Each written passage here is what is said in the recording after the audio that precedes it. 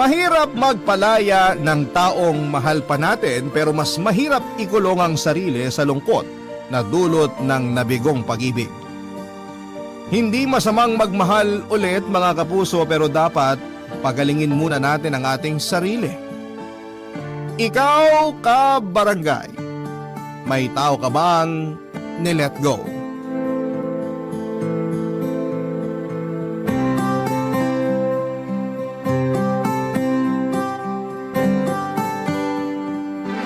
Dear Papa Dudut, naniniwala po ba kayo sa kasabihan na lahat ng bagay ay may rason? Kung ako kasi ang tatanungin ninyo ay hindi po ako naniniwala doon. Para sa akin ay walang katumbas na magandang dahilan kung bakit kailangang makaranas ng paghihirap, kalungkutan at pighati ang isang tao, lalo na kung naging mabuti naman ito. Walang inaapakang kapwa at higit sa lahat ay tapat at totoo. Bago ko po umpisahan ang kwento ko na ibabahagi sa programa ninyong Barangay Love Stories ay magpapakilala po muna ako, Papa Dudut. Ako po si Apollo, 40 years old at mga barkada ko po sina Jaira, Mark, Juno, Phoebe at Maya. Nitong nakaraang buwan lang po ulit kami nabuo dahil umuwi ako sa Pilipinas pagkatapos ng ilang taong kong pagtatrabaho at paninirahan sa ibang bansa. At bagaman ngayon taon na lamang kami nagkita-kita na mga kaibigan ko ay wala silang tampo sa akin. Dahil naunawaan nila ang rason kung bakit mas pinili kong umalis. Papa Dudut, introvert po ako pero lumalabas ang angking kong kadaldalan at kabibuhan kapag kasama ko ang mga tropa ko. Komportable kasi ako sa kanila at higit sa lahat ay pinagkakatiwalaan ko po ang mga taong yon. Bali una ko pong nakilala sina Jaira at Mark nang lumipat ako sa company na pinagtatrabahuhan nila. Tapos pinakilala ni Jaira sa amin ni Mark si Phoebe at Maya. Huling nakasali sa grupo namin si Juno at doon na nga nabuo ang pagkakaibigan naming anim. Solido po kami, Papa Dudut, bagaman meron din kaming kanya-kanyang pinagdaraanan sa buhay. Pero bago po dumating sa buhay ko ang mga kaibigan ko ay meron na akong girlfriend na itinuring ko na ring best friend. Siya po si Diana. 6 na taon na po kaming in a relationship nang mabuo ang barkada namin ni Jaira. At kilala po nila si Diana dahil lagi ko pong bukang bibig sa kanila ang nobya ko. Hindi niyo ako masisisi, Papa Dudut. In love po ako kay Diana.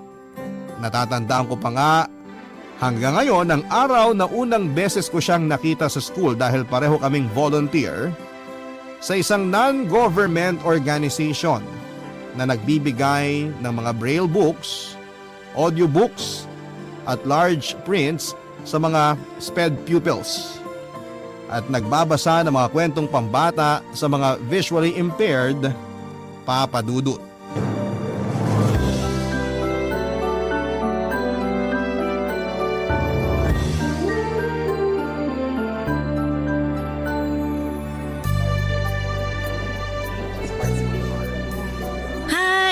Ikaw si Apollo, di ba? Oo. Ikaw naman si Ate Diana? Yun kasi ang tawag sa'yo ng mga bata. Ay sandali, meron pa silang isang tawag sa'yo eh. Ate Ganda? Naku-conscious nga ako pag tinatawag nila ako ng ganun. Pero ang cute nila, no? Tinatawag nilang maganda at gwapo yung mga tao hindi dahil binabase nila sa itsura. Since visually impaired sila, mas binabase nila sa pakiramdam kung maganda o gwapo yung kausap nila. Nakakataba ng puso pag galing sa kanila yung mga papuri kasi alam mong totoo at espesyal. Pero totoo rin naman na maganda ka. Ay, pulero ka ah! Hindi ah. Kumain ka na ba? May tinapay at juice pa rito. Gusto mo? Ayos lang, medyo busog pa naman ako. Mamaya na lang. Parang ngayon lang kita nakita. Naka-attend ka na ba sa mga ganitong event dati? Hindi pa. Mahihain kasi ako. Kundi lang ako in-invite ng chairman ng org na to. Hindi ako makakasama sa event nila. Masaya naman pala. Nag-e-enjoy ako. Ikaw, regular volunteer ka ba rito? Oo, Nagsimula ako 3 years ago. Ang ganda rin kasi ng advocacy nila kaya pinaglalaanan ko talaga ng panahon kapag may volunteer work sila para makasama ako. Marami na rin akong nakilala rito, yung iba naging kaibigan ko na. I hope maging magkaibigan tayo at sana makita kita sa next event. For sure, magkikita pa tayo ulit. Kasi natutuwa ako at nag-e-enjoy ako. Iba rin sa feeling kapag nagkakawang gawa ka. Uy, totoo yan. Sabi sa akin ng mama ko, hindi natin kailangang maging mayaman para makatulong sa iba. Yung presence natin at effort, sapat na para pasalamatan kanila.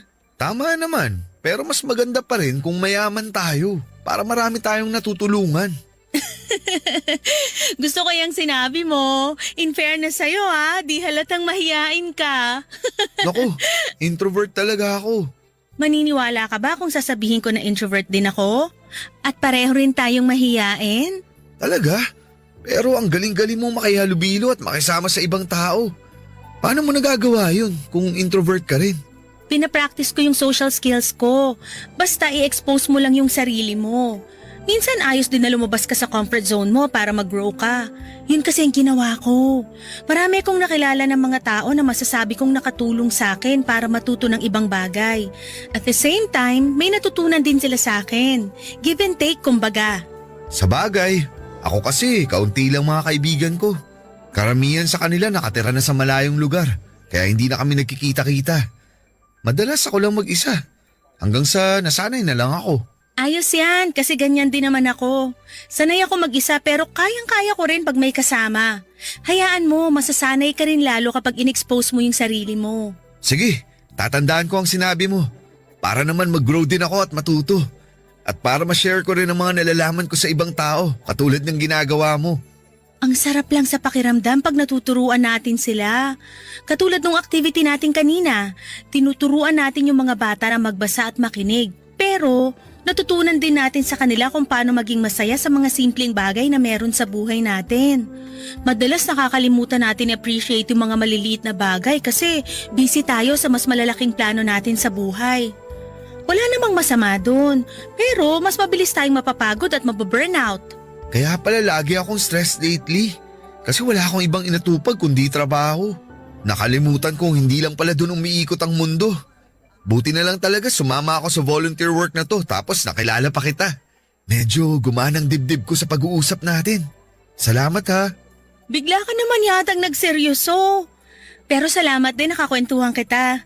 May bago na naman akong nakilala. O paano? Tara na? Mukhang magsisimula na yung second activity natin. Tapos na yata silang kumain. Sige, excited na ako sa susunod na kwentong babasahin natin. Ako kasi ang nakatoka na magbasa. Kinakabahan tuloy ako. Hoy, wag ka nga.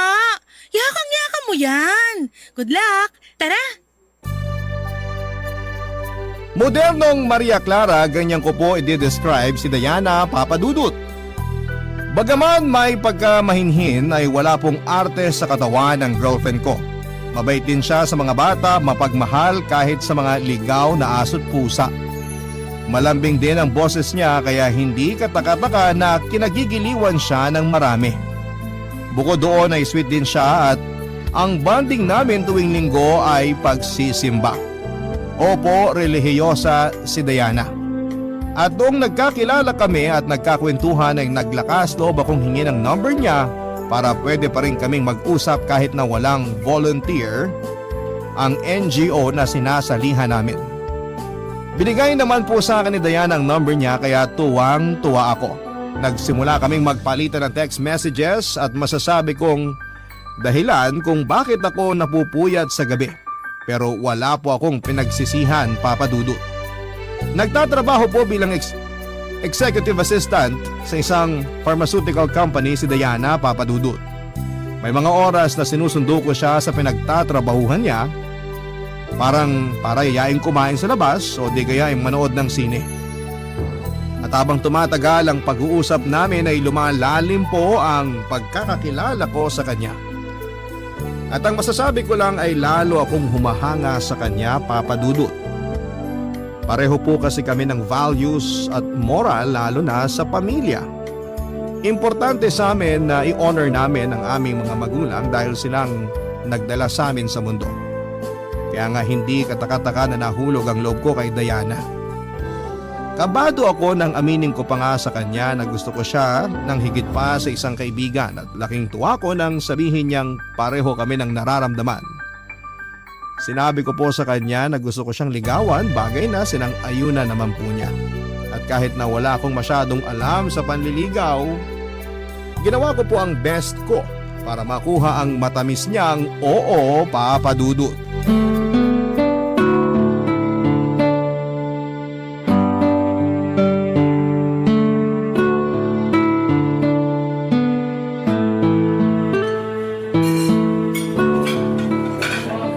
Ang ganda naman dito sa restaurant na pinagdalan mo sa akin. Akala ko hindi ka mahilig lumabas. Saan mo nalaman to? Sa internet. Siyempre nag-research ako. Nagpunta na rin ako rito para tingnan kung totoo yung review nila sa page bago kita inaya. Gusto ko kasi maging espesyal ang bawat sandali na kasama kita. Pati na ang lugar na pagdadalan ko sa'yo. Kasi deserve mo yun, Diana. Kung makapagsalita naman to, deserve mo rin ng magagandang bagay kasi mabuting tao ka, Apollo. Alam mo, nung ligawan mo ko, mas nakilala kita ng husto. Marami akong na-discover sa'yo na masasabi kong ikaw na nga ang… Ako na nga ang ano. Ang lalaking gusto ko maging boyfriend ko? Ha? Sinasagot na kita, Apollo. Pumapayag na akong maging girlfriend mo. Seryoso ba yan, Diana? Hindi ka nagbibiro? Seryoso ako. Oo, ang sagot ko sa panliligaw mo. Thank you! Thank you! Sobrang saya ko talaga ngayon kasi tayo na! Girlfriend na kita! Pinapangako ko sa'yo, hindi ka nagkamali sa desisyon mo. Hindi man ako perpekto, pero gagawin ko ang lahat para alagaan at mahalin ka, Diana. Gusto kong ibigay sa'yo lahat ng magagandang bagay na pwede at kaya kong ibigay. Hindi rin naman ako perpekto, pero gagawin ko rin ang lahat para i-prioritize ang relasyon natin. Saka nakikita ko sa'yo na talagang nagsisikap ka. Ramdam ko rin na mahal mo ko kaya alam kong safe ang puso ko sa'yo. Katulad mo, masayang masaya rin ako. Sa katunayan, may gusto akong ibigay sa'yo. Ano yan? Bracelet.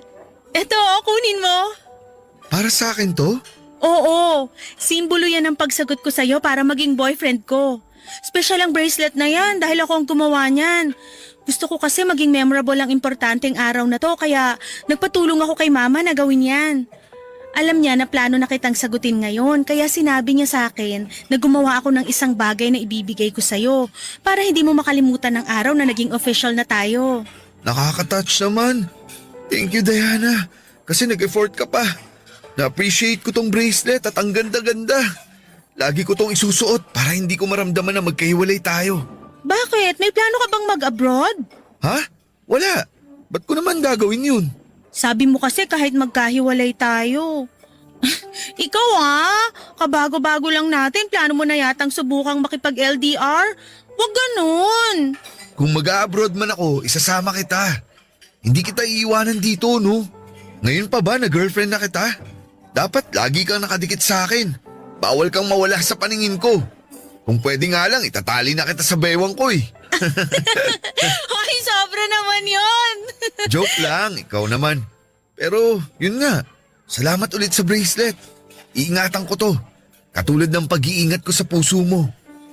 Akin na ang kamay mo. Halikan ko tong kamay mo, ha?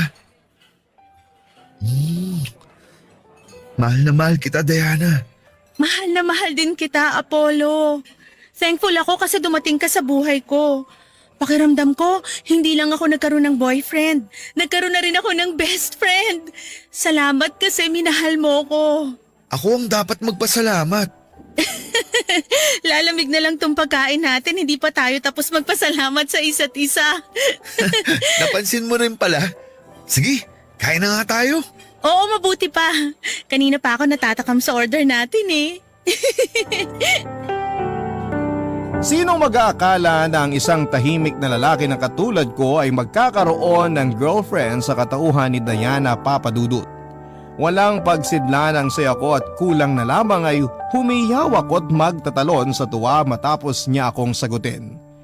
Pakiramdam ko ay nakalutang sa alapaap ang mga paa ko at ayaw ko na pong buwaba pa sa lupa. Doble din ang saya sa dibdib ko ng mga panahon na yon nang ibigay sa akin ni Diana ang bracelet na simbolo ng pagiging magkasintahan namin. Nangako ako sa kanya na lagi ko yung susuotin at hindi ihiwalay sa pulso ko dahil kahit magkalayo kami, para ko na rin siyang kasama, Papa Dudut. Hindi po perpekto ang relasyon namin ni Diana. Dumaraan din kami sa mga away-bate pero sa huli ay namamayani sa amin ang komunikasyon at pagkakaunawaan kaya nagtagal ng 6 na taon ang aming pagsasama bago dumating sa buhay ko ang mga barkada ko, Papa Dudut. At kahit gano'n na nga kami katagal ni Diana ay nananatiling nasa honeymoon stage pa rin kami sa relasyon namin. No wonder ako ang tinaguriang loyalista sa grupo namin samantalang si Mark naman ang playboy at si Jaira ang NBSB.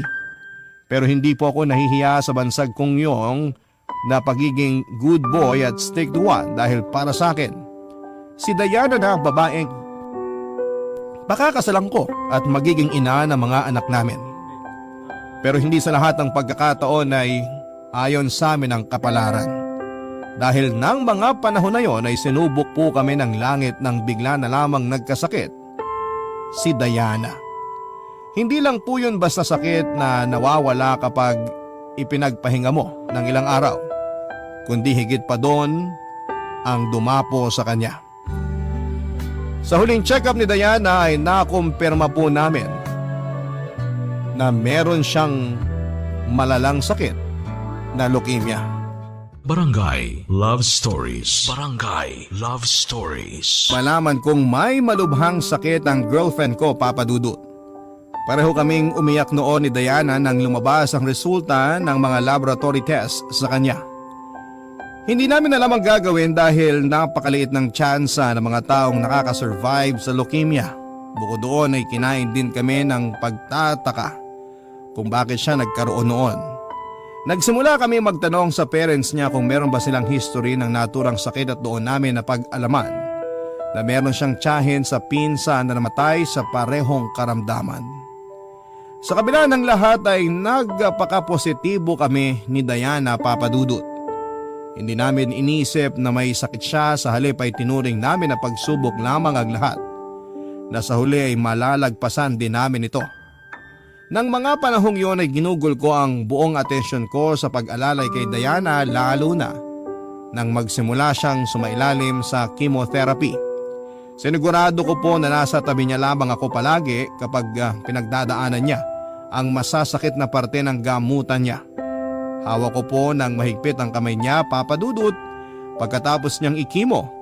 Tapos nagkukwento ako ng magagandang bagay para makalimutan niya ang sakit na nararamdaman niya. Dahil sa pagiging abala ko sa girlfriend ko ay hindi na ako masyadong nakakapasok sa opisina.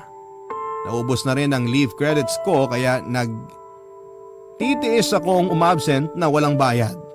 May mga oras na pinapapasok na ako ni Diana kapag binabantayan siya ng family member niya. Bagay na ginagawa ko na lang para kahit papaano ay hindi po ako matanggal sa kumpanyang pinagtatrabahuhan ko. Pero ang hirap mag-focus sa trabaho dahil nasa ospital at nasa kanya ang isipan ko, Papa Dudut.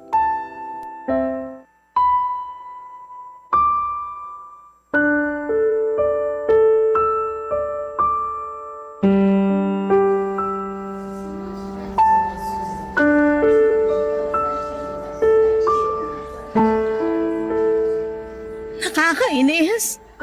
Bakit kailangan ko pang magkasakit ng ganito? Mamamatay na ba ako? Kasi kung oo, sana ngayon na para matapos na ang paghihirap ko. Hindi ka mamamatay, Diana. Gagaling ka. Kaya dapat sundin mo lang ang bilin sa'yo ng mga doktor mo. Ano pa bang bilin nila ang susundin ko kasi lahat ng sinabi nila ginawa ko na. Pero tingnan mo ako. Walang nagbabago sa katawan ko. Ang payat-payat ko na, Apollo. Nalagas na rin yung mga buhok ko. Ang dami ko pang sugat at pasa sa katawan. Niwala ng lakas ang mga tuhod ko para makatayo mag-isa. Lagi na lang ako nagpapatulong sa'yo, di kaya kina Mama at Papa. Wala na akong silbi. Kaya kami nandito ng mga magulang mo para tulungan at alalayan ka, Diana. Hindi ka walang silbi dahil kailangan mo kami. Kailangan mo kami dahil may sakit ka. Naiintindihan ko na nahihirapan ka. Pero sana huwag ka namang magsalita ng ganyan. Huwag kang susuko kasi lahat kami umaasa na magiging maayos ka. Na malalampasan mo lahat ng to. Ayoko nang umasa para mabigo lang sa dulo, Apollo. Kaya huwag niyo nang lokohin ang mga sarili niyo. Nagagaling pa ako dahil imposible nang mangyari yon. Napakaliit ng tsansa na may makasurvive sa leukemia. Karamihan sa mga nagkakaroon ng ganitong sakit na mamatay. At yun din ang mangyayari sa akin kaya ngayon pa lang, hiwalayan mo na ako. Umalis ka na, iwanan mo na ako. Ano bang sinasabi mo? Bakit mo ako pinagtatabuyan? Kasi wala ka ng dahilan para manatili sa tabi ko. Hindi na ako gagaling, isaksak mo yan sa utak mo. Naghihintay na lang ako ng araw kung kailan ako mamamatay. Kaya hindi mo na dapat sayangin ang oras mo sa akin dahil hindi mangyayari ang inaasahan nyo na gagaling ako. Alam ko yon. Ramdam ko yon dahil katawan ko to, Apollo. Kahit na anong mangyari, hindi kita iiwan. Hindi ako aalis sa tabi mo. Palagi kitang sasamahan.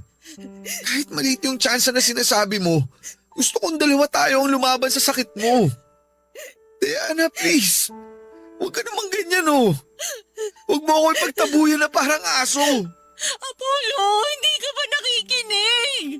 Alin ba sa mga sinabi ko ang mahirap intindihin? Mamamatay na ako!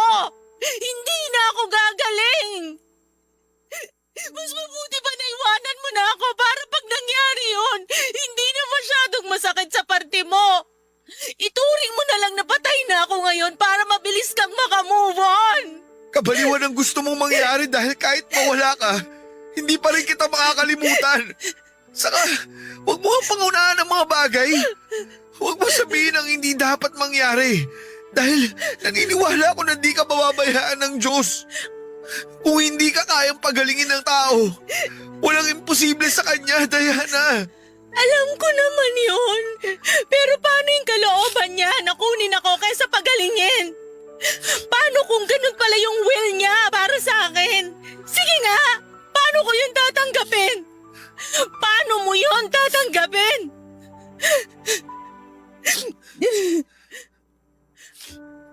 Alam mo ang unfair ng Diyos. Kasi kung kailan gusto ko pang mabuhay ng matagal para makasama ka at magkaroon tayo ng sariling pamilya. Saka naman hindi pwede. Simula nung malaman ko may leukemia ako, gabi-gabi kong kinakausap ang Diyos para matanong sa Kanya kung bakit kailangan niya akong bigyan ng ganitong klaseng pagsubok na alam kong sa huli, matatalo ako dahil una pa lang, wala na akong kalaban-laban. Galit ako sa Kanya! Kasi sa dinami-dami ng masasamang tao sa mundo, ako pa talaga! Ako! Hindi ako perpekto pero ginagawa ko ang lahat ng makakaya ko para maging mabuting tao! Tapos yun pala magkakasakit lang ako at maagang mamamatay? Marami pa akong gustong gawin kasama ka at ang pamilya ko pero lahat yun hindi ko na magagawa dahil sa pesteng leukemia na to!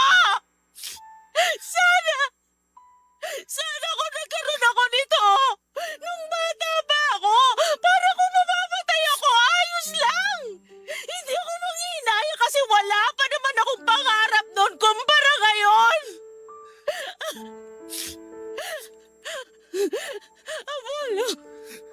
Apollo, natatakot ako. Ayoko magmamatay. Gusto ko pa kayong makasama ng matagal. Hindi ka mamamatay. Magiging ayos din ang lahat, Diana. Kailangan mong maniwala na gagaling ka. Kasi sinusunod mo naman ang mga sinasabi sa'yo ng doktor eh. Ginagawa din nila ang mga kaya nila para maging maayos ang kondisyon mo. Oo, medyo malabo pa sa ngayon yung pag-asa dahil maliit ang tsansa. Pero dapat pa rin tayong maging positibo. Huwag kang mag-alala. Hindi ako aalis sa tabi mo. Hindi kita iiwan kahit anong mangyari. Lagi kitang sasamaan sa laban mo. Kasi mahal na mahal kita. Kaya please, huwag mo na akong paalisin. Huwag mo na akong itaboy dahil mas nasasaktan ako. I'm so sorry, Apollo. Hindi ko naman talaga gustong paalisin ka eh. Ayoko, iwanan mo ako. Hindi mangyayari yun. Hindi kita iiwanan, okay? Taan na, mahal ko. Huwag ka na ring matakot. Dahil nandito lang ako. Naiintindihan ko po si Diana kung bakit niya ako pinapalayo sa kanya. Natatakot siya pero mas takot na takot po ako, Papa Dudut. Kung nararamdaman na niya na mawawala na siya, nararamdaman ko na rin na hindi ko kakayanin. Ni sa hinagap ay hindi ko po naisip na kukunin sa akin ng napakaagang babaeng pinakamamahal ko. Marami pa po kaming pangarap na hindi pa natutupad. Isa na po doon ay ang pakasalan siya at bumuo ng pamilya ng magkasama. Kaya nga kahit anong pagtataboy na ginagawa niya sa akin ng panahong yon ay nanindigan po ako na manatili sa kanyang tabi at nangako ako na kasama niya akong lalaban. Sa ospital at sa trabaho na lang po umikot ang buhay ko ng panahon na yon. Masaya naman ako at hindi nagreklamo dahil alam kong napaglilingkuran ko ang girlfriend ko at natutupad ko ang pangako ko sa kanya. Nasasamahan siya anumang mangyari. Doon ko po na-realize ang kahalagahan na i-cherish natin ang buhay ng isang tao. Lalo na ng mga mahal natin dahil walang katiyakan kung hanggang kailan tayo mananatili sa mundong ito. Kapag nasa ospital ako ay masasayang bagay lang din ang pinag-uusapan namin ni Diana, Papa Dudut. Kahit mabigat ang dibdib ko dahil sa sitwasyon, kahit pagod ang puso at isipan ko. Pinipilit ko po ang sarili ko na magpakakengkoy para mapasaya ang girlfriend ko. Gustong gusto ko po kasing naririnig ang mga halakhak niya, Papa Dudut. Alam ko na sa likod ng isip ko ay nami-miss ko po yung lahat.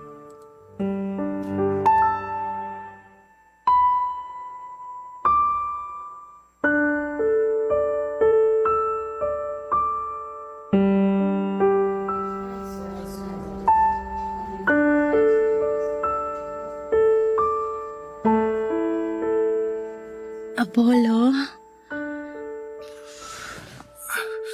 Mahal, may kailangan ka ba? Nauuhaw ka ba? O nagugutom? Sorry, nakatulog pala ako. Ayos lang ako. Hindi ako nauuhaw at busog ako. Ayos lang din na nakatulog ka kasi puyat ka sa pagbabantay sa akin. Obligasyon ko na bantayan ka. Walang kaso sa akin yun. At masaya ako dahil nasa tabi mo ako. Masaya rin ako kasi nasa tabi kita. Ang swerte-swerte ko dahil ikaw ang naging boyfriend ko. Salamat, Apollo, ha. Maraming salamat. Walang anuman. Ikaw talaga. Kumusta? Hindi ka ba makatulog? Medyo. Kanina pa naglalayag sa kung saan ang isip ko eh. Baka naman malulungkot na bagay ang iniisip mo ha. Hindi ka talaga makakatulog niyan. Hindi malulungkot ang iniisip ko, puro masasaya. Gusto mo ba i-share ko sa'yo? Oo naman, sige. Kwentuhan mo ako. Iniisip ko na kapag gumaling ako, magpapakasal na tayo. Kahit ako na ang mag-propose kung wala ka pang balak. Anong isasagot mo kung sakali? Tinatanong pa ba yun? Siyempre, oo. Mabuti naman. Tapos, ano nang susunod na mangyayari? Bubuo tayo ng pamilya. Yung masayang masaya. Palalakihin natin ang mga anak natin ng magkasama. Tuwing linggo, sabay-sabay tayong magsisimba tapos pupunta kina mama at papa para dun kumain ng tanghalian. Sa hapon, papasyal tayo kasama ang mga bata. Tapos bago tayo umuwi sa bahay, Papanoorin natin ang paglubog ng araw na magkahawak kamay. Lahat yon naiisip ko na. Nakakatuwa, di ba? Oo, nakakatuwa nga. Gustong-gusto ko na talagang gawin ang mga bagay na sinabi mo, Diana. Hindi na ako makapaghintay na maging asawa mo. Pangako, paglabas mo rito, magpapakasal tayo. Pangako yan Kasi tatandaan ko yan, Apollo. Itaga mo sa bato. Kaya dapat magpagaling ka. Dapat magpalakas ka. Kumain ka ng mabuti. Matulog ng maayos at sundin lang natin ang mga bilin ng doktor mo. Ayos ba yun? Oo naman, pero kung sakaling hindi na ako gumaling at hindi na natin matupad lahat ng mga sinabi ko, sana wag mo akong kakalimutan Diana naman, ano bang sinasabi mo? Gusto ko lang magbilin hanggat kaya ko pa.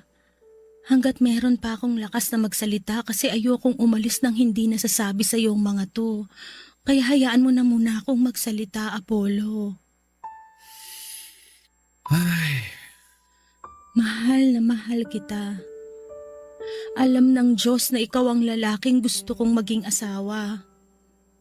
Pero kung hindi na mangyayari yun, piliin mo pa rin maging masaya. paano ako magiging masaya kung wala ka na? Parang ang hirap naman ang pinapagawa mo sa akin. Alam ko, pero hindi mo pwedeng itali sa akin ang sarili mo lalo na kapag wala na ako rito sa mundo. Dahil unfair yun sa'yo. Marami ka pang bagay na pwedeng maranasan. Huwag mong hayaan ang sarili mo na malungkot at magluksa habang buhay. Hindi yun ang gusto ko, Apollo. Gusto ko na piliin mong maging masaya. Kung kinakailangan mong magmahal ng iba, gawin mo. Sa kanya mo to pa rin ang pinangako mo sa aking pamilya. Kapag nag-promise ka na gagawin mo yon, ayos na ako. Panatag na ako. Ayoko, Diana. Ayoko umalis ka. Ayoko iwanan mo ako. Hindi ko kaya. Please naman, Lumaban ka. Lumaban ka para sa akin. Para sa pamilya mo. At sa pamilyang bubuhay natin. Gustuhin ko man, pagod na ako. Hindi na kaya ng katawan ko. Pakiramdam ko sinusuko na ng katawan ko lahat ng gamot na tinuturok sa akin. Sobrang bigat na ng talukap ng mga mata ko, Apollo. Gusto ko na lang matulog.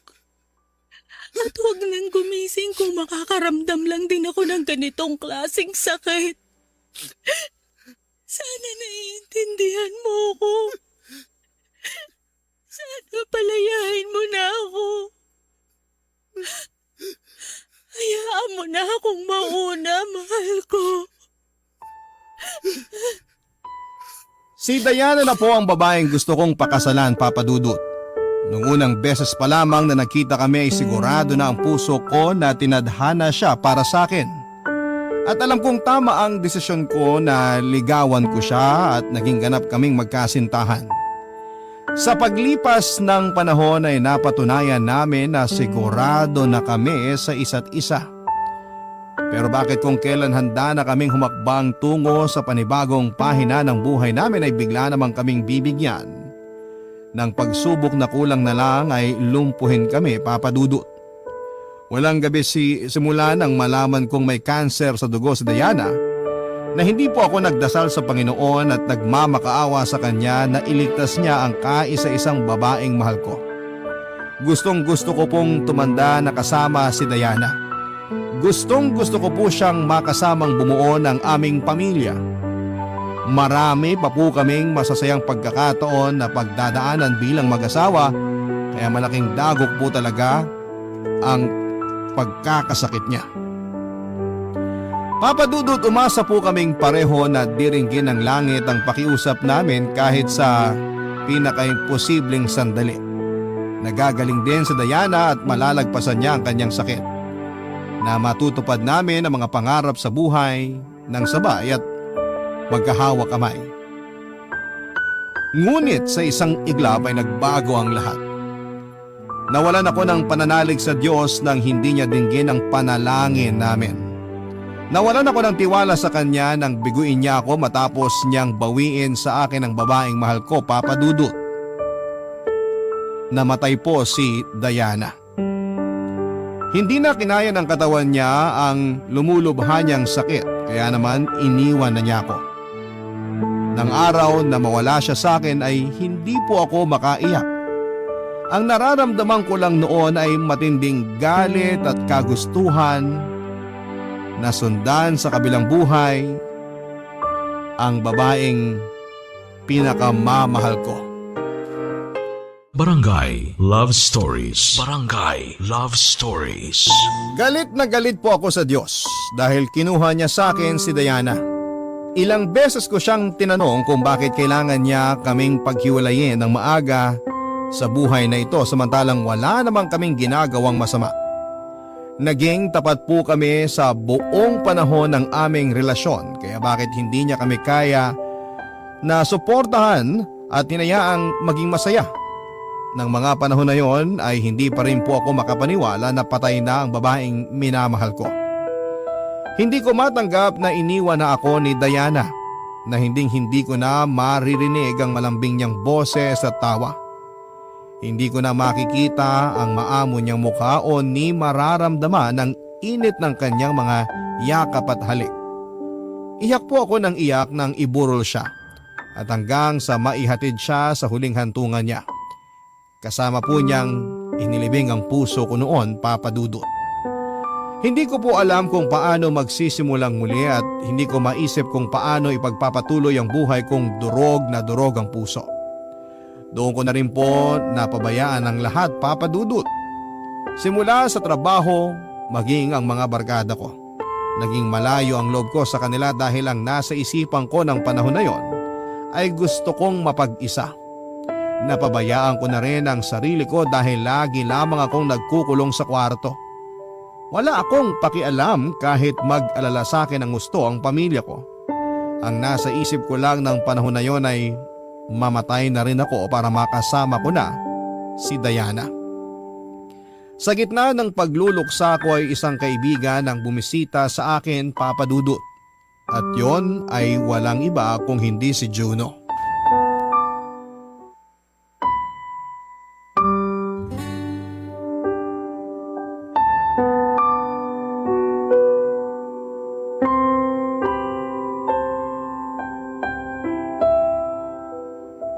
Juno, sorry ah. Hindi ko masyadong nasasagot ang mga text nyo ng barkada sa akin.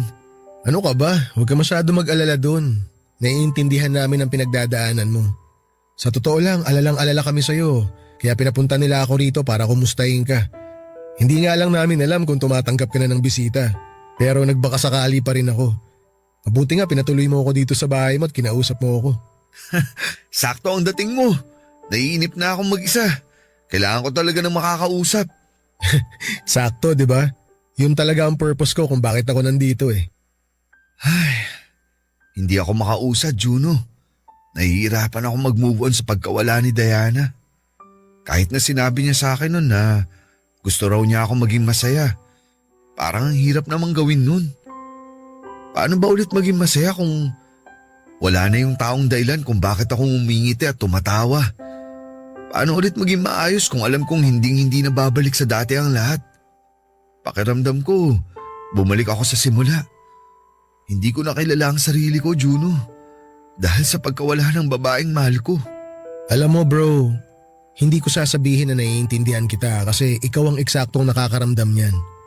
Pero alam ko na hindi talaga madaling mawalan ng mahal sa buhay, lalo na kung malapit sa puso mo.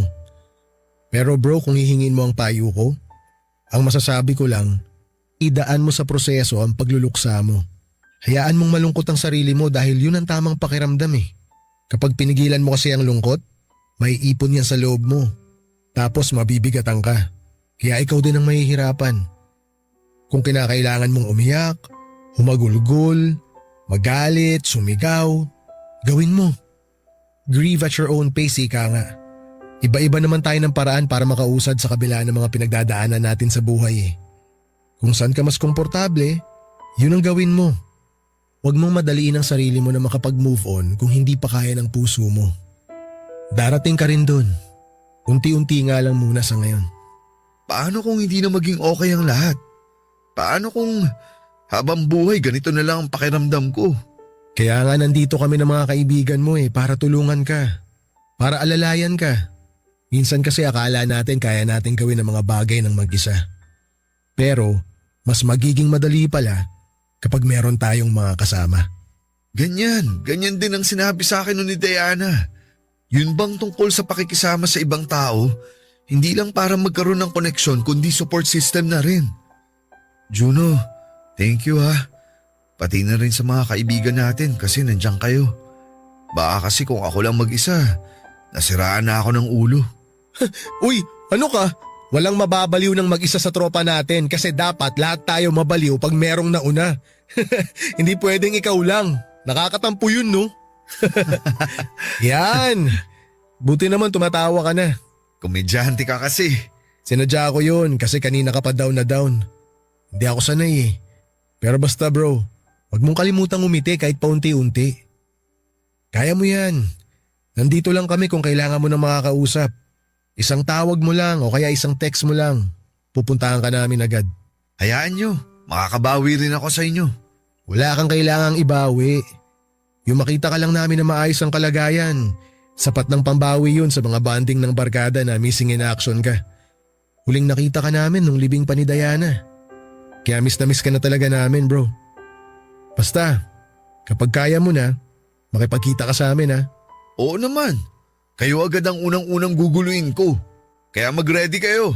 Dahil kahit madaling araw, magro-road trip tayo. Asahan namin yan. Huwag kang drawing. Ako pa talaga ang drawing. Grabe, nakakasakit ka ng damdamin. Hindi po lumilipas ang sakit at pagluluksa kapag naranasan nating mawala ng mahal sa buhay. Kahit nagdaan ang mahabang panahon ay nagkakaroon lamang ng puwang sa puso natin ng kirot, pero hindi po ito tuluyang nawawala. Alam ko po yun, kaya nga hirap akong tanggapin na iniwan ako ni Diana. Pero malaking tulong na nailabas ko ang lahat ng sakit at hinanakit sa loob ko dahil sa pag-uusap naming yon ni Juno. Kaya nga laking pasasalamat ko sa kanya na mga panahong yon, Papa Dudut. Aminado po ako na hindi ko pa rin alam kung paano ko haharapin ang mundo at ipagpapatuloy ang buhay, pero kinaya ko po, Papa Dudut. Pagkalipas ng 2 linggong pagluluksa, nagbalik trabaho na ako bagaman hindi pa buong buo ang sarili ko. Pero ginamit ko po ang trabaho ko para mas maging abala at hindi ko lalong maisip ang pinagdaraanan ko.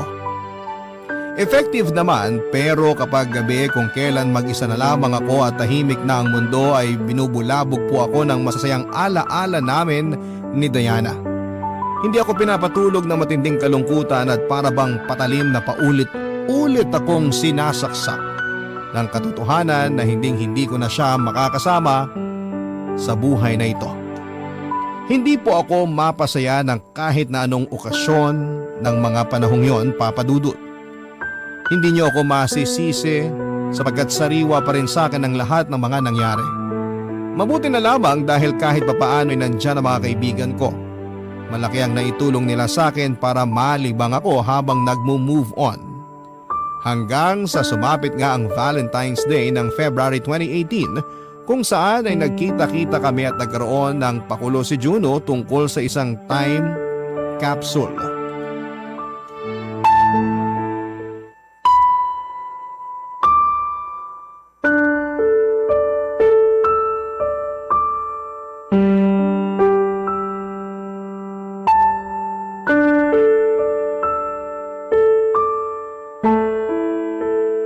Anong nilagay mo sa time capsule? Yung bracelet na binigay sa akin ni Diana. Sinabi ko noon sa kanya na hindi ko ihiwalay sa akin ang bracelet na yun.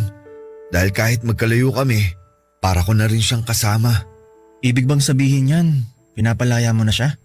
Hindi ko pa kayang palayain si Diana. Pero gusto kong magsimula ng panibagong buhay nang hindi na siya kasama. Pero hindi naman ibig sabihin nun, kinakalimutan ko na siya.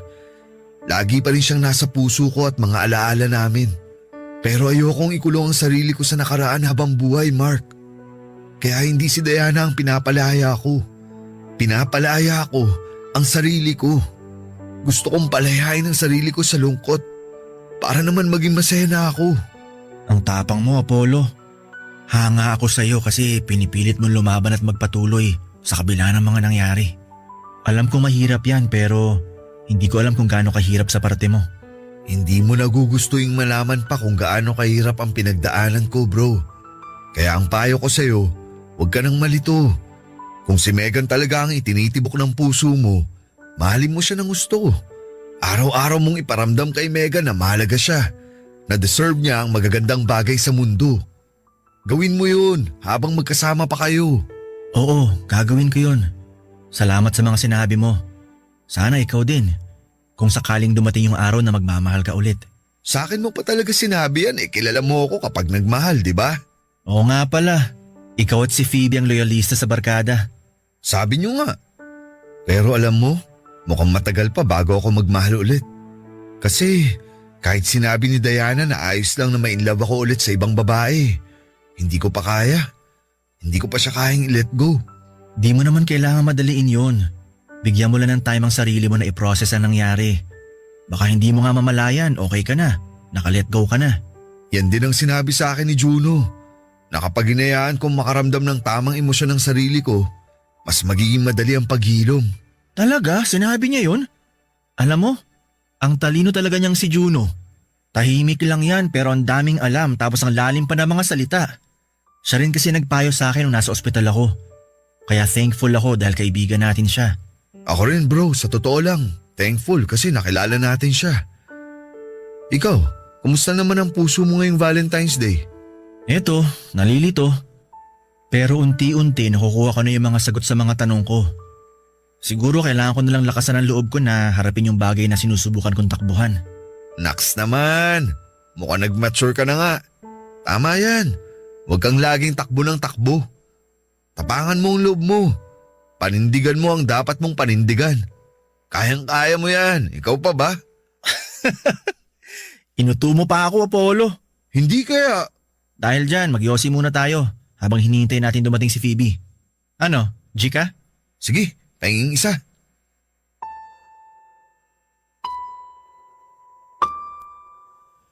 Kapag nawala sa atin ang taong mahal natin ay kailangan natin silang palayain. Kaya nga ang inilagay ko sa time capsule ay ang bracelet na ibinigay sa akin noon ni Diana matapos niya akong sagutin. Hindi po yon nangangahulugan, nakakalimutan ko na siya at ang masasaya naming alaala. Pero yon ang unang hakbang para matanggap ko sa puso ko na imposible na kaming magkatuluyan sa buhay na ito. Ayoko pong ikulong ang sarili ko sa bagay na habang buhay kong ikakalungkot, bagaman hindi ako naniniwala na may magandang rason ng kapalaran kung bakit niya ako pinahihirapan. Ay gusto ko pa rin pong umasa na babalik sa akin ang lahat ng kabutihan na ginawa at pinakita ko sa mundo sa pamamagitan ng pagkakaroon ng ganap na pagtanggap sa realidad. Na hindi lahat ng nagmamahalan ay nagsasama ng matagal para sabay na tumanda habang pinapanood ang paglubog ng araw. Alam ko rin po na hindi ako makakausad sa lugar kung nasaan ang dahilan ng pagkalugmo ko. Kaya naman nag-decide po akong umalis sa trabaho ko at mag-ibang bansa. Ilang taon din po akong tumira sa abroad habang nagtatrabaho at neto lang 2023 ako nagkaroon ng lakas ng loob na umuwi sa Pilipinas para balikan ang mga masasakit na alaala na iniwanan ko. Bittersweet, ganyan ko po ilalarawan ang pakiramdam na nangibabaw sa akin ng unang beses akong tumapak sa lugar kung saan ay nakalibing ang 2 taong mahalaga sa buhay ko. Ang kasintahan ko at ang kaibigan namin. Sa kasalukuyan ay di hamak na mas magaan ang pakiramdam ko kesa noong una, Papa Dudut. Unti-unting natatanggap ko na sa puso ko ang mga nangyari at inahayaan ko na po ang sarili ko na maging masaya. Kung tatanungin niyo po ako kung may plano ba akong umibig ulit ay meron po ang sagot ko. Hindi ko naman po tuluyang sinasarado ang puso ko na maranasang magmahal at mahalin sa ikalawang pagkakataon.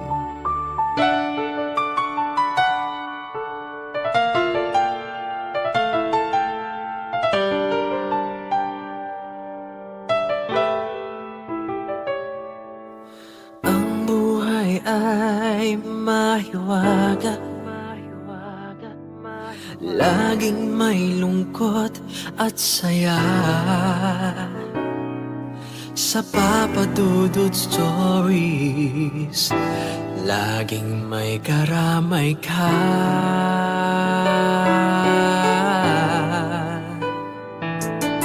Mga problemang kaibigan, dito ay pakikinggan ka. Sa Papa Dudut Stories, kami ay iyong kasama. Dito sa Papa Dudut Stories, ikaw ay hindi nag-iisa.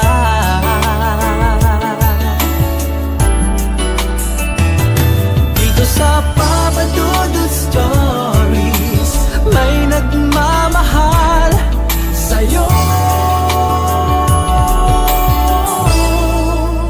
Papa Dudut Stories, Papa Dudut Stories, Papa Dudut Stories. Libre lang ang mangarap. Pero hindi madaling abutin ang mga pangarap na ito, lalo na kung kulang tayo sa gawa at puro lamang tunganga. Minsan ay kailangan din natin ang sipag at tiyaga upang gawing realidad ang buhay na gusto nating matamasa. Ikaw kapuso, naabot mo na ba ang mga pangarap mo sa buhay?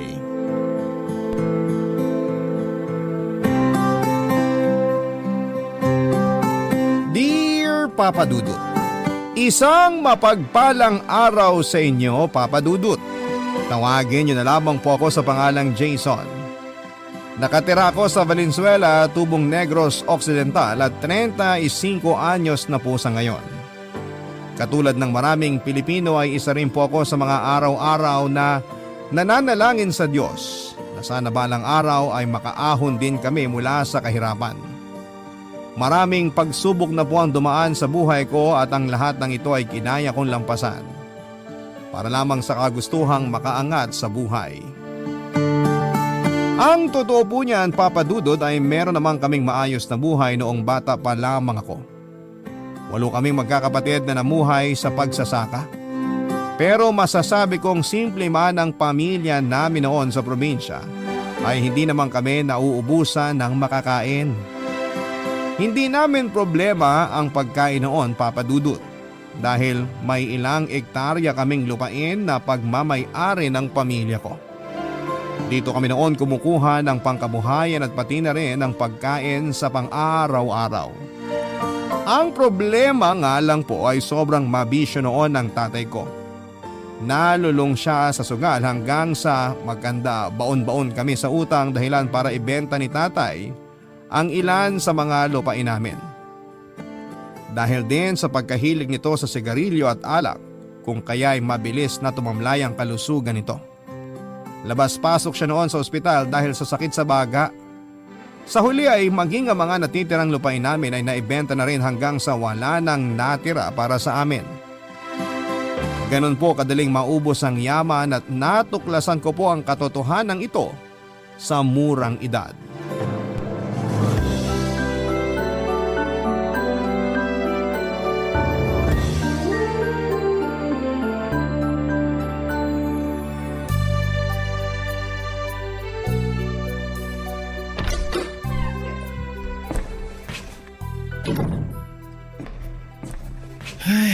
Grabe ang init.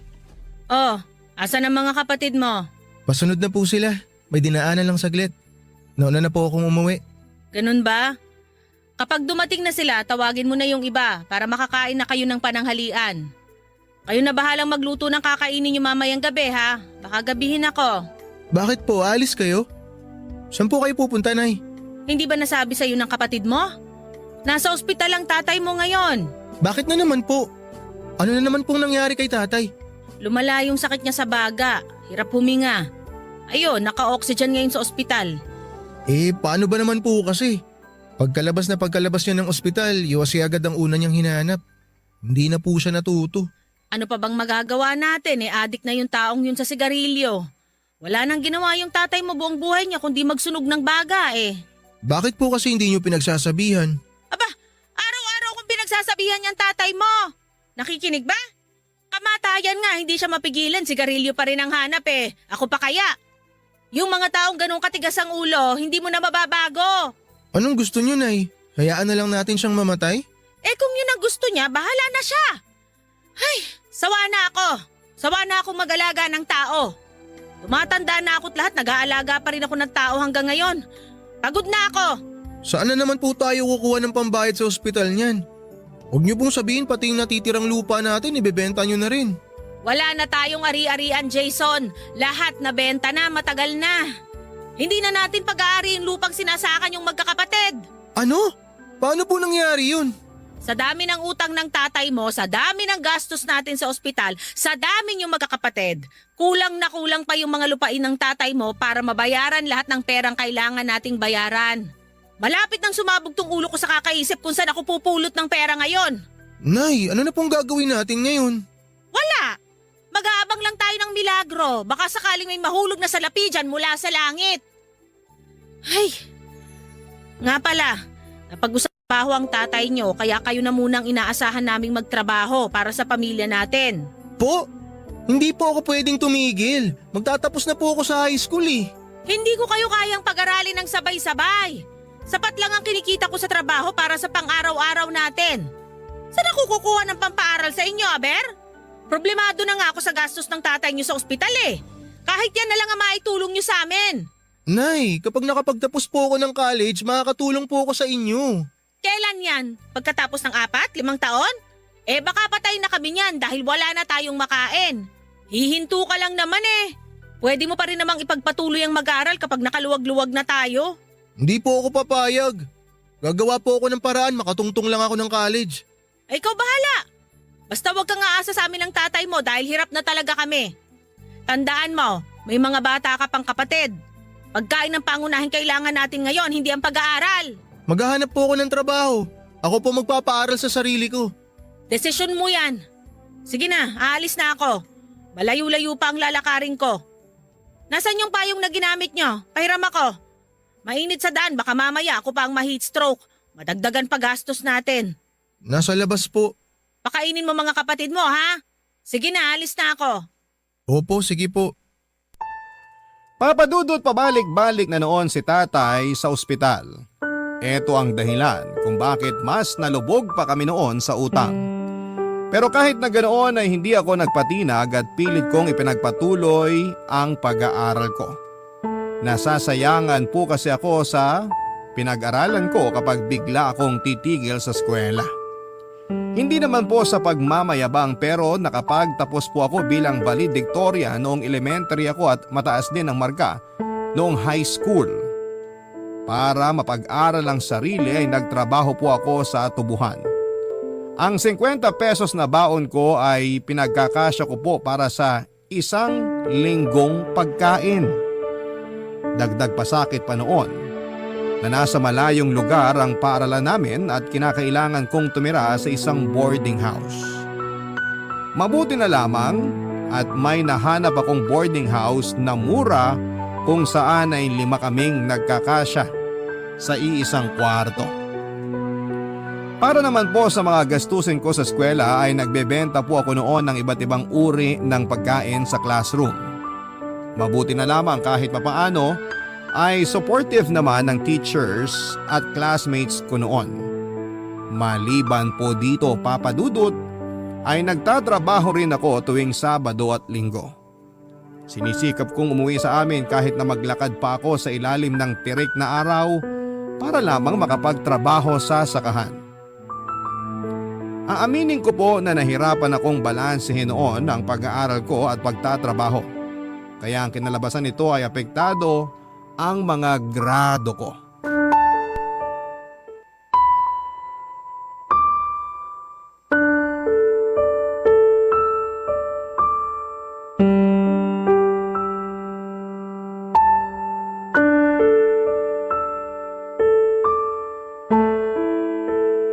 Ito ang papipirmahan mo sa akin? Puro line of 7 na grado? Tingnan mo nga tong isang subject, muntik ka nang bumagsak. Pasado pa rin naman po ah.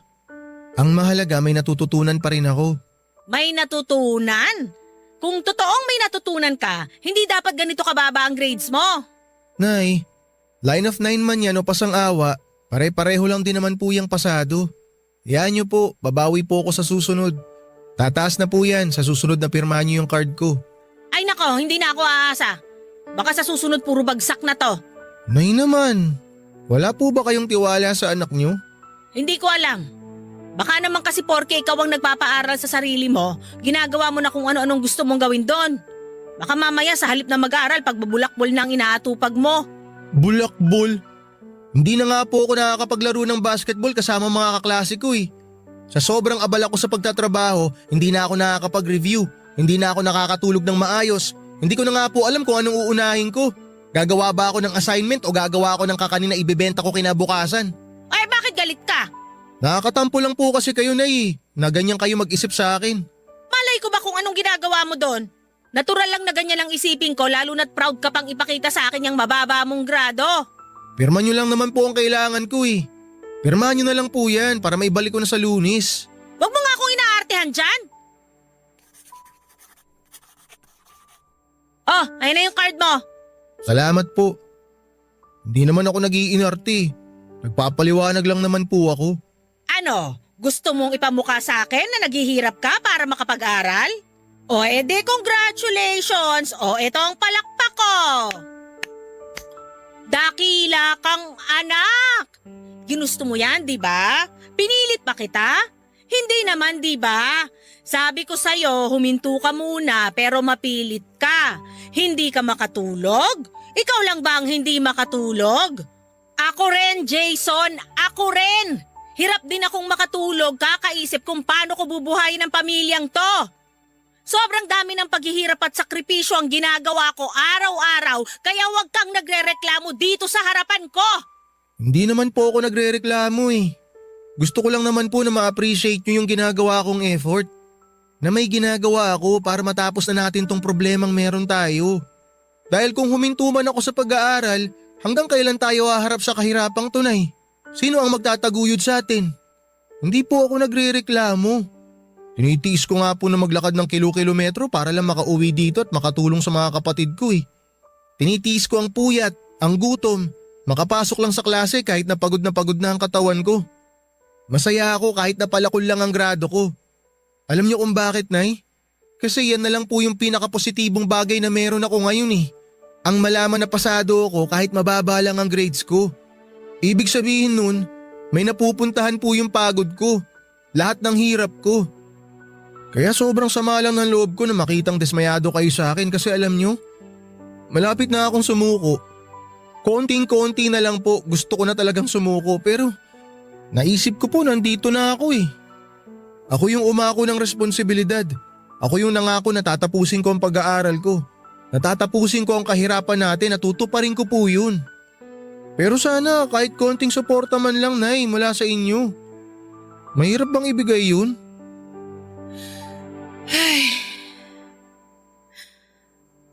Hindi naman ako dismayado eh.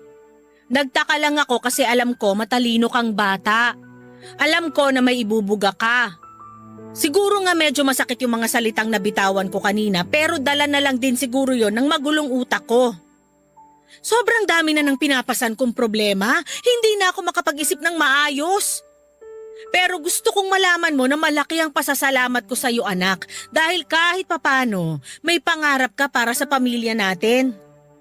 Ikaw ang dahilan, kayo ng mga kapatid mo, kayo ang dahilan kung bakit hanggang ngayon patuloy akong kumakapit.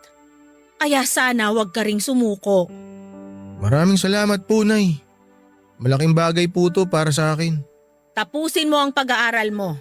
Abutin mo ang pangarap mo. Para sa sarili mo, para sa amin. Halika nga rito. Payakap nga. Ang anak ko. Nangangayayat ka na. Kumain ka ng madami habang nandito ka sa bahay. May bago akong pitas na talbos ng kamote dyan. Talaga po? Oo, dagdagan natin ng kamatis para mas masarap. Papa Dudut, hirap man ay nagsumika po akong makapagtapos ng high school, Papa Dudut. Sa tulong ng determinasyon at suporta mula sa pamilya ay nakamit ko rin sa huli ang inaasam kong diploma. Muntik na nga po akong hindi makagraduate dahil late ako nakapagbayad ng mga miscellaneous and graduation fee. Mabuti na lamang po at nagawa namin ito ng paraan. Gustuhin ko man pong ipagpatuloy ang pag-aaral ko hanggang kolehiyo pero hindi na po talaga namin ito kinaya. Masyado pong matagal ang panibagong 4 na taong pag-aaral. Kaya naman minabuti kong isang tabi muna pansamantalang pag-aaral para makapagtrabaho. Ipinangako ko na lamang po sa sarili ko na kapag nakapag-ipon na ipagpapatuloy ko ang pag-aaral at tatapusin ko ang kolehiyo. Masaya na po ako noon na nakapagtapos ako kahit hanggang high school lamang. Sa aming kasing magkakapatid ay ako lamang ang umabot sa ganong level ng edukasyon. Katulad ng pinangako ko kay nanay ay agad po akong naghanap ng trabaho para makatulong sa pamilya. Pero nang mga panahong yon ay alam kong wala po akong mapapala kung mananatili ako sa probinsya. Kaya naman nagpasya po akong subukin ang swerte ko sa Maynila. Pagka-graduate ay agad po akong lumuwas ng Maynila para maghanap ng trabaho, Papa Dudut. Barangay Love Stories. Barangay Love Stories. Wala po akong kaalam-alam noon kung ano ang magiging buhay ko sa Maynila, Papa Dudut. Para akong batang napadpad sa isang napakalaking syudad na first time lamang makakita ng mga naglalakihang gusali at dami ng mga taong abala sa sari-sarili nilang mga buhay. Sa awa ng Diyos ay mabilis naman po akong nakahanap ng trabaho bilang tendero sa Baclaran. Nagtagal naman po ako sa trabaho kong yon ng ilang buwan kaso nga lang po ay hindi ko na po nakayanan ang trabaho dahil sa amo ko. Kung tutuusin ay kayang-kaya ko naman po ang magtinda. Ang problema nga lang ay masyadong masungit at strikto ang naging amo ko. Konting pagkakamali ay katakot-takot na alak or talak ang inaabot ko. Minsan nga po ay minamaltrato pa nila ako. Lahat ng sisi sa akin nila ibinubunton kahit na hindi naman ako ang may kasalanan. Mabuti na lamang at marami akong nakilalang kaibigan sa lugar na yon at kahit papaano ay nakaya kong tagalan ang amo ko. Sa totoo lang po ay kaya ko namang sabayan ang galit ng amo ko kaso nga lang ay sa sobrang bigat ng trabaho ay kulang na kulang ang natatanggap kong kakarampot na sweldo mula sa kanya. Kaya naman noong may ialok sa akin ng kaibigan ko na ibang trabaho ay agad ko na po itong pinatos nang walang pag-aalinlangan.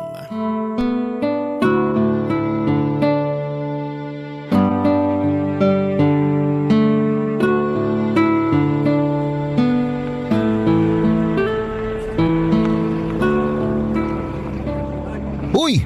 Ba't nga dyan? Yossi, gusto mo? Ayoko. Hindi ako nag-yosi. Isa yan sa mga dahilan kung bakit naghirap ang pamilya namin. Talaga? Paano naman nangyari yun? Dahil sa yosi na yan, nasira ang baga ng tatay ko. Labas-pasok siya sa ospital hanggang sa nagkanda utang-utang kami. Nabenta lahat ng lupa namin hanggang sa wala nang natira. Natigil yung mga kapatid ko sa pag-aaral. Ayun, nalubog kami sa kahirapan. Saklap naman pala ng buhay mo. Pwede nang ibenta sa magpakailanman. Talaga, pwede ba? Si Raulo, joke lang yun. Akala ko pa naman totoo. Ganda pa naman sana ng storya ng buhay ko. Mahirap ka pa rin naman eh. Saka na lang kapag gumanda na ang buhay mo para inspiring at may mapupulot na aral. Paano gaganda ang buhay natin sa pagtitinda lang? Akala ko pa naman nandito na sa Maynila ang sagot sa kahirapan namin.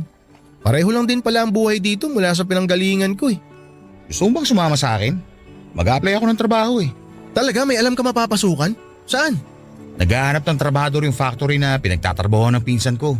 Kaso sa Valenzuela yun. Maganda ba sahod dun? Kumpara sa sinasahod mo ngayon, syempre naman. Tumatanggap ba sila kahit high school lang ang tinapos? Hindi ko lang sigurado pero tingin ko naman oo. Subukan mo rin mag-apply.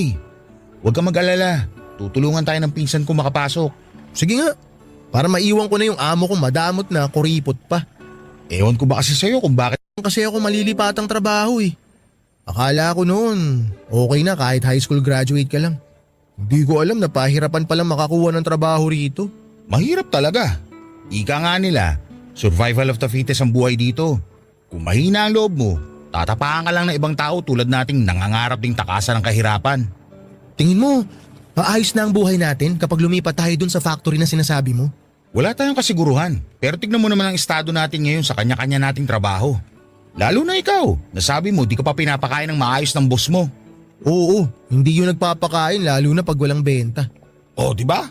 Di hamak na mas maayos tong trabaho sinasabi ko kumpara sa kung anong meron ta ngayon. Ano bang klaseng factory yun? Hindi ko alam Pagawaan yata ng plastic. Kung ako sa'yo, ihanda mo ang resume mo. Kailangan pa ng resume dun? Oo, tapos dayain mo na lang. Anong dayain? Kopyahin mo na lang yung ginawa ko sa akin. Nagdagdag lang ako ng experience. Baka mahuli naman tayo dyan. Hindi na nila malalaman yan. Ang mahalaga, makita nilang may experience tayo. Pero kung sa bagay, may backer naman tayo. Sure ako may papasok tayo ng pinsan ko. Kasi matagal na yung nagtatrabaho sa factory na yun Sige, sabihan mo ako kung kailan ka mag-a-apply. Sasabay ako. Tapos kapag nakuha tayo, hanap na lang tayo ng matutuluyan sa Valenzuela. Okay, magandang plano yan. Baka ito na ang hinihintay natin na mag-aahon sa atin sa hirap. Sana nga. Hindi na ako noon nagdadalawang isip pa Papadudot tuwing may opportunity na dumarating sa akin. Wala naman akong karapatang mamili ng trabaho dahil ako ang nangangailangan, kaya noong may offer sa akin ang kaibigan kong si JB ay agad po akong umoo. Wala pang isang linggo ay nakatanggap kaagad kami ni JB ng balita na nakuha na kami sa factory na ina-applyan namin. Hindi ko alam kung dahil ba ito sa pinsan ni JB o baka dahil kailangan lang talaga nila ng trabahador kung kaya kami nakuha kaagad. Bastang mahalaga ay may bago na akong trabaho. Unang araw ko pa lamang sa trabaho ay agad na akong nagpa-impress sa boss namin. Nahirapan nga lang po ako sa pakikipag-usap sa boss ko dahil foreigner siya. At ang pangunahing lingwahe na ginagamit niya ay English. May kaunting kaalaman naman po ako sa pagsasalita ng English. Pero ito ang isa sa mga subject kung saan ay mahina ako noong nag-aaral pa lamang ako. Palagi rin po akong kinakabahan at nauutal tuwing sinusubukan kong kausapin ang boss namin dahil hindi ako marunong magsalita ng English na straight. 12 hours ang trabaho namin Papadudot kapalit ng 250 pesos na sahod sa pang-araw-araw. Kulang na kulang po ito sa mga gastusin ko dahil may binabayaran pa akong upa at kuryente. Halos araw-araw ako noon kung kumain ng lugaw para lamang makatipid. Sinubukan ko rin pong maghanap ng sideline pero dahil nga high school graduate lamang ako ay nahirapan akong makakita ng pangalawang trabaho. Hindi nga nagtagal Papadudot ay napansin din ng boss ko ang kasipagan ko sa trabaho. Halos mag-iisang taon pa lamang kami ni JB sa factory nang bigla akong nai-promote ng boss ko at ginawa niya akong production checker Papadudot.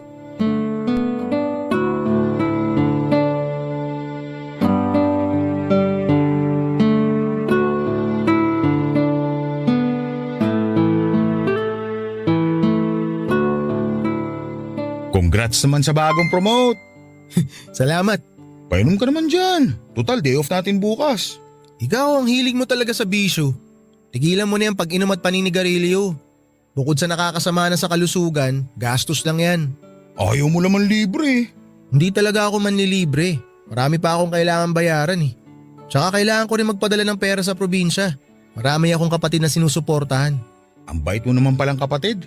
Kailangan kong bumawi sa kanila Sa aming magkakapatid, ako lang ang tumuloy sa pag-aaral.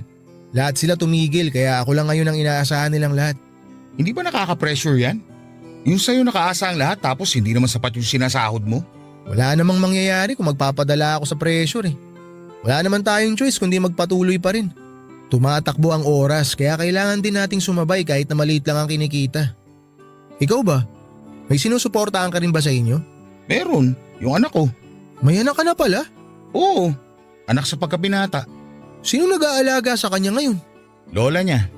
Matagal na nga ako hindi nakakauwi sa amin eh. 5 taon na rin. Matagal na ha? Wala ka bang planong bumisita ron? Mahal ang pamasahe. Imbis na gumasos pa uwi, ipapadala ko na lang. Tapos may video call naman. Mas tipid yun. Kung sa bagay. Mabalik tayo sa promotion mo. Napapansin mo ba na parang paborito ka ng boss natin? Talaga ba? Parang hindi naman. Asus! Nagmaang-maangan pa to. Sa'yo nga binigay yung nakabakanting posisyon eh. Sa'yo na bago lang kumpara sa ibang nagtatrabaho dito ng ilang taon na. Baka nakita lang ni boss na sa akin bagay yung posisyon na nabakante. Yun lang yun. Hindi. Tingin ko favorite ka nun. Paanong favorite hindi nga kami nag-uusap. Tuwing dumarating siya sa site, lagi akong umiiwas eh. Bakit ka naman umiiwas? Englisher kasi pre. Spoken in England. Hindi lang normal na nosebleed yung nangyayari sa akin eh. Bumubulwak palabas yung dugo ko galing sa ilong kapag nakikipag-usap ako sa kanya. Kala ko ba valedictorian ka nung elementary ka? Oo nga, valedictorian ako nun. Ibang usapan naman nung elementary, ibang usapan yung ngayon. Bakit ikaw? Kaya mo ba magsalita ng English ng diretso? Oo naman, ako pa. Weh, paano nangyari yun eh? Pareho lang naman tayong hindi nakatungtong ng college. Alam mo, ganito lang itsura ko pero mahilig ako magbasa. Mahilig ako manood ng mga pelikula na Hollywood. Doon ako natuto magsalita ng English. Hindi mo kailangan mag-college para matuto magsalita. Pwede mo naman turuan ng sarili mo eh. Totoo ba? Oo! Kung gusto, may paraan. Kung ayaw, maraming dahilan, sabi nga nila. Kung gusto mong makausap ng maayos ang boss natin, turuan mo sarili mo magsalita ng English. Madali lang naman eh. May libro ka ba dyan? Pahiram naman ako. Gusto ko rin matuto. Bumili ka ng dictionary, mura lang yun. O di kaya magbasa ka ng dyaryo, ng magazine. Check mo sa opisina ni boss. Araw-araw may dyaryo dun. Ganun lang ba talaga kadali yun? Oo, maniwala ka sa akin. Magbasa ka lang ng magbasa hanggang sa masanay ka. Ay, kung bakit kasi hindi marunong magtagalog yung boss natin eh. Boss natin yun eh. Ikaw ang mag-a-adjust. Papadudot na inganyo ako sa mga sinabi ni JB. Sinubukan kong aralin kung paano ang magsalita ng English nang sa ganon ay makausap ko ng maayos ang boss namin tuwing nagpupunta siya sa factory. Bumili ako ng mga mumurahing libro na second hand at ito ang binabasa ko tuwing break time, bago matulog at tuwing kumakain. Inaral ko rin po kung paano magsalita ng ang mga foreigner sa mga pelikula. May sarili akong dictionary kung saan ay nahanap ang mga salitang hindi ko maintindihan. Para akong nanumbalik sa pag-aaral.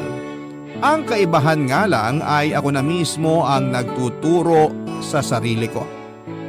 Sa pagtagal ng mga taon ay unti-unti po akong natutong magsalita ng English. Mas lalo tuloy na na-impress sa akin ang boss ko dahil sa determination na matuto. Dahil dito ay mas lalo tuloy akong ginanahan sa trabaho ko. Mas pinagbuti ko ang trabaho ko, papadudot. At ito na ang nakita sa akin ng boss ko. Kaya nang mag-resign ang supervisor namin dahil sa katandaan ay ako ang ipinalit ng boss namin sa iniwan nitong pwesto. Sobrang laki po ng pasasalamat ko sa boss ko, papadudot, dahil pinapahalagahan nito ang kasipagang ipinapakita ko. Abot langit ang pasasalamat ko sa kanya dahil sa mga sunod-sunod na opportunity na ibinibigay niya sa akin. Pero ang hindi ko po alam, iba na pala ang tingin ng mga katrabaho ko sa akin. Hindi pala lahat ay masaya sa success na natatanggap ko sa buhay ko, papadudot. Barangay Love Stories. Barangay Love Stories. Papadudot, para bang bitter sa akin ang ilan sa mga katrabaho ko at naiintindihan ko naman sila dahil di hamak na mas matagal na ang inilagi nila sa trabaho kumpara sa akin. Pero tingin ko naman po ay deserve ko rin ang mga promotion na natatanggap ko dahil alam ko sa sarili ko na masipag akong empleyado. Yun nga lang ay pilit na nagbubulag-bulagan ang mga kasama ko. Hindi nila nakikita ang mga ginagawa ko, sa halip ay ginagawa nila ako ng mali siya. Kesyo, sip-sip daw ako sa boss namin, pakitang tao, at di hamak daw na mas deserve ng iba ang pwesto ko sa ngayon. Hindi nila matanggap na ang isang hamak na high school graduate lang ay supervisor na nila ngayon. Lalo na't karamihan sa mga kasama ko sa trabaho ay nakapagtapos pa ng kolehiyo. Sa kabila ng paninirang ginagawa nila sa akin, Papa Dudut, ay hindi po ako nagpatinag. Hindi ko na lamang sila pinansin at sa halip ay mas pinagbuti ko ang trabaho ko. Ipinakita ko sa kanila na para sa akin talaga ang pwestong ibinigay sa akin. Ako na noon ang kumukuha ng mga aplikante sa factory, Papa Dudut. Doon ako bumawi. Wala akong pakialam noon kung college graduate man o walang tinapos ang nag-a-apply. Ang mahalaga ay marunong sila at masipag sa trabaho. Nakikita ko kasi ang sarili ko sa ilan sa mga aplikante na hirap makahanap ng trabaho sa kadahilan ng hindi sila nakapagtapos. At ayokong ipagkait sa kanila ang opportunity na naranasan ko noong ako ang nangangailangan.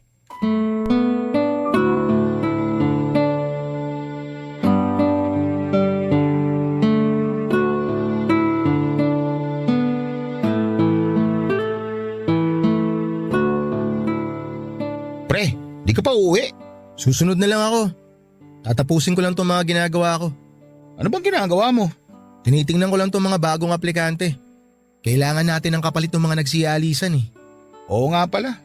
Lagi ko nakakalimutan na boss na pala kita. Ito naman, wala namang nagbago. Lagi kong tatanawin na utang na loob sa'yo itong pagpasok ko dito sa trabaho. Kasi kung hindi dahil sa'yo, wala ako rito ngayon. Ang bilis ng panahon, no? Parang kailan lang nung tayo nasa posisyon ng mga to. Mga naghahanap ng trabaho. Pero ngayon, ikaw na mismo ang namimili ng empleyadong papasok dito sa factory. Oo nga eh. Ito yung mga grasya na binibigay sa atin pero di natin napapansin. Kasi karaniwan, ang inaasahan nating pagbabago, yung biglaan.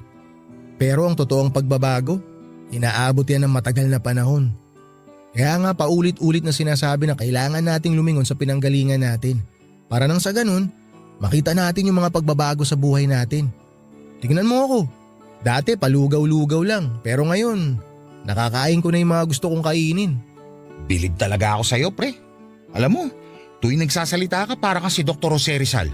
Parang kailangan yatang lahat ng sinasabi mo isulat sa libro tapos pag-aaralan ng mga kabataan para marami sila matutunan. Loko-loko ka talaga. Gusto mo, gumala tayo bukas? Total, day off naman natin eh. Di ako pwede bukas eh. May pasok ako. Pasok? Saan? Nag-enroll ako sa TESDA. May kinuha akong course dun. Talaga? Ikaw na talaga, pare. Ang taas-taas talaga ng pangarap mo sa buhay. Hindi ka talaga papipigil eh, no? Ayoko kasing maranasan ng mga magiging anak ko yung buhay na dinanas ko eh. Sabihin na lang natin na inaayos ko na yung future nila ng ganito kaaga. Kasi kung susumahin natin, sa akin talaga nakasalalay eh. Kung ano yung magiging buhay ng sarili kong pamilya sa inaharap. Swerte na magiging pamilya mo, pre. Planado mo na talaga magiging takbo ng buhay mo. Kung nakaranas ka ng paghihirap, hindi mo na talaga gugustuhin bumalik sa ganong klase ng buhay. Ibig bang sabihin yan, yung pag-enroll mo sa TESDA, may plano ka umalis dito sa factory? Eh hindi naman habang buhay, mananatili tayo rito. Para mag-grow, you have to go. English yun ah. Ang gusto ko lang puntuhin, para lumago tayo bilang tao, kailangan din nating sumubok ng ibang bagay. Hindi pwede na tatanggapin mo na lang ang buhay na meron ka ngayon. Sa bagay, tama ka naman pero hindi ba parang masyado ka naman yata nagmamadali? Kailan lang nung naging supervisor ka? Lasapin mo naman yung tagumpay mo. Hindi yung kakatungtong mo pa lang sa stage, lilipat ka na kaagad sa next stage. Bahala ka. May kasabihan nga na kung gaano ka kabilis umakyat, ganon ka rin kabilis bumulusok pababa. Nasa tao naman yun kung hahayaan niya yung sarili niya na bumulusok pababa. Tsaka hindi naman ako nagmamadali eh. Siyempre hindi ko rin naman sisirain yung tiwala sa akin ng boss natin. Sobrang laki ng tiwalang ipinagkaloob niya sa akin kaya hindi ko naman siya kayang talikuran na lang ng basta-basta. Tama yan. Dapat one step at a time lang. Pero ikaw ba? Total pinag-uusapan na natin ang future. Yung love life mo, wala ka bang planong paggalawin ng baso? Saka na yan. Di ba nga kakasabi ko lang sa'yo na hindi pa ako magpapamilya hanggat hindi pa ako handa lalo na pagdating sa yaman. Hindi ka naman bubuo kaagad ng pamilya eh. Sisimulan mo lang yung love life mo. Bahala ka. Baka maubusan ka ng mapapangasawa dyan. Tsaka alam mo pre, hindi naman biglaan yung pagmamahal eh. Parang success din yan na kailangan pagtrabahuhan at palawakin. Saka na siguro yung love life na yan. Ayusin ko muna buhay ko. Ikaw ang bahala. Oh, paano ba yan? Mauna na ako sa'yo. Out ko na eh. Sige, ingat ka pa uwi. Kita-kits na lang tayo sa boarding house. O ingat ka rin. Papa Dudut, ilang taon pa ang pinalipas ko bago ako tuluyang nagpasyang i-level up ang estado ko sa buhay. Naisip ko noon na oras na rin siguro para palawakin ko pa ang experience ko. Sinubukan ko pong mag-apply sa call center. Kasabay nito ay naghanap din ako ng maraming trabaho sa ibang bansa bilang Plan B. Sa tulong ng kakilala ay nakapag-apply naman ako bilang salesman sa Saudi Arabia. Wala po akong pinagsabihan ng plano ko, Papa Dudut, habang nilalakad ko ang mga requirements ko para sa pag-abroad ko. Maliban na lamang kay JB na ang tanging alam lang noon ay naghahanap ako ng trabaho sa call center. Gusto ko kasi na sure na ang pag-alis ko bago ako magpaalam sa boss ko at sa mga katrabaho ko. Kaso nga lang, Papa Dudut, kung kailan malapit nang makumpleto ang mga papeles ko ay bigla naman akong nagkaroon ng problema.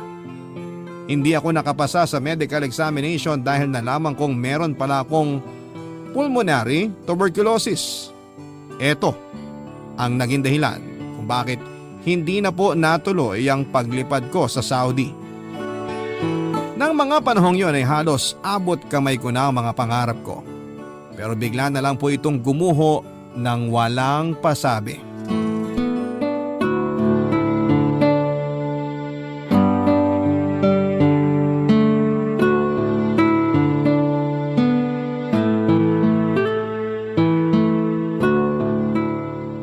Oh, anong meron?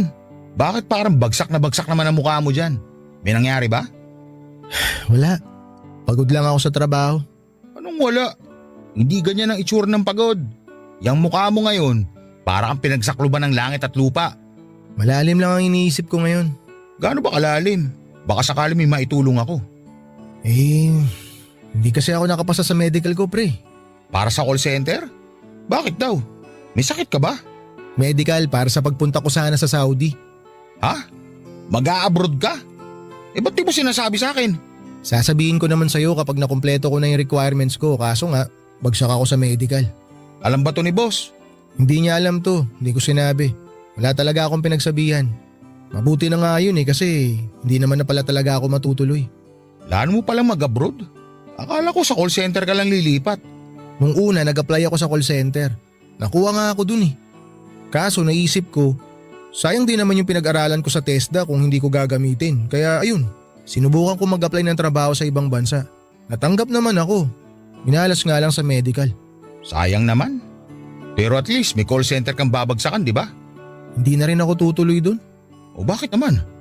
Baka hindi rin ako matanggap kapag nalaman nilang may sakit ako. Teka, ano bang sakit mo? Basta, wag mo na lang alamin. Nakamamatay ba yan? Nagpapagamot na ako, wag kang mag-alala. Mabuti naman kung ganun. Hindi naman siguro yan cancer, no? Hindi oh. Yahan mo na yan. Tiyak ako marami pang darating na opportunity para sa'yo. Siguro nga paraan na rin to ni Lord para sabihin sa akin na kumalma muna ako. Sobra yata ako nagmamadali eh. Naging gahaman na tuloy ang labas ko. Hindi mo rin naman masisisi ang sarili mo. Siyempre, ako rin naman kung alam kong kaya ko pang iangat ang buhay ko, gagawin ko na agad-agad. Oo nga, nandun na tayo pero may tinatawag din tayong timing eh. Baka may ibang plano lang talaga siguro para sa akin si Lord kaya ganun yung nangyari. Ewan ko ba kasi sa'yo kung bakit ka nagmamadaling umalis sa factory? Maganda naman ang buhay mo dun eh. Kaya nga naisip ko na manatili na lang muna dun. Kailangan ko muna sigurong tumigil at i-absorb ang mga blessing na meron ako ngayon. Sa sobrang focus ko sa future ko, hindi ko na nakikita yung mga bagay na kailangan kong ipagpasalamat. Ay, totoo yan. Nakaka-addict din naman kasi minsan ng tagumpay eh. Kapag natikman mo, hahanap-hanapin mo na. Kaya tuloy marami sa atin na pumapalpak sa buhay kasi bira lang sila ng bira. Minsan kailangan din natin makontento pansamantala. Pinag-iisipan ko nga kung pagbibigyan ba ako ni boss na magpahinga muna sa trabaho habang nagpapagaling ako. Subukan mo magpaalam sa kanya. Mukha namang seryoso ang kalagayan mo. Kahit tayo mo sabihin sa akin kung ano yung sakit mo. Isa pa, maganda naman ang track record mo. Never kang absent, never kang late. Puro OT ka nga kahit walang bayad. Mabait naman yun. Sigurado akong pagbibigyan ka. Tsaka may rason ka naman. Tingin mo? Oo.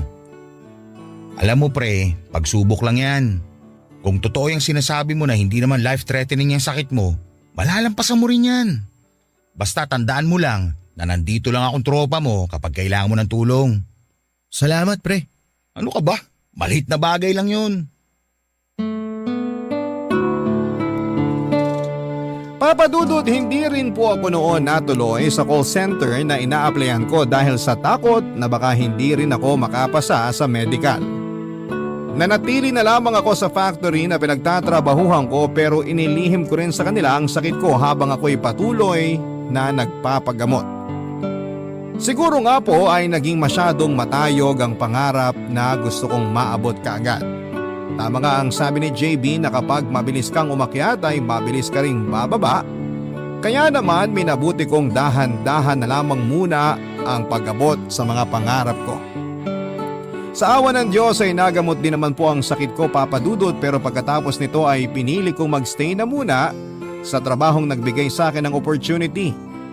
Kailangan ko ring bumawi sa kanila dahil kung hindi sa kanila ay hindi ko mababago ang buhay ko. Hanggang ngayon ay nananatili pa rin po akong nagtatrabaho sa factory at habang buhay kong tatanawin na isang utang na loob ang mga bagay na naitulong nila sa buhay ko. Papa Dudut, alam kong malayo pa po ang lalakbayin ko tungo sa pagkamit sa atin dahil alam kong hindi naman tayo pinababayaan ng Diyos. Hanggang dito na lamang po ang aking storya, Papa Dudut. Maraming salamat.